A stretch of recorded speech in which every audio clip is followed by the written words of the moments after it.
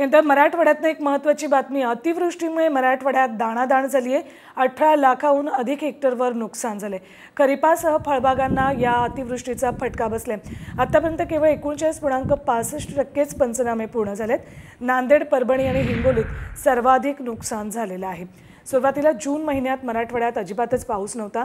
जुलैमध्ये पावसाने थोडीफार हजेरी लावली आणि त्यानंतर सप्टेंबरमध्ये पावसाच्या दमदार हजेरीमुळे ऑगस्टमध्ये पावसाच्या दमदार हजेरीमुळे नांदेड, परभणी आणि हिंगोलीत सर्वाधिक नुकसान झालेलं आहे। यंदा मराठवाड्यातनं एक महत्त्वाची बातमी। अतिवृष्टीमुळे मराठवाड्यात दाणादाण झाली आहे। 18 लाखाहून अधिक हेक्टरवर नुकसान झाले। खरीपासह फळबागांना या अतिवृष्टीचा फटका बसलाय। आतापर्यंत केवळ 39.65% पंचनामे पूर्ण झालेत। नांदेड, परभणी आणि हिंगोलीत सर्वाधिक नुकसान झालेलं आहे। सुरुवातीला जून महिन्यात मराठवाड्यात अजिबातच पाऊस नव्हता। जुलैमध्ये पावसाने थोडीफार हजेरी लावली आणि त्यानंतर सप्टेंबरमध्ये पावसाच्या दमदार हजेरीमुळे ऑगस्टमध्ये पावसाच्या दमदार हजेरीमुळे नांदेड, परभणी आणि हिंगोलीत सर्वाधिक नुकसान झालेलं आहे।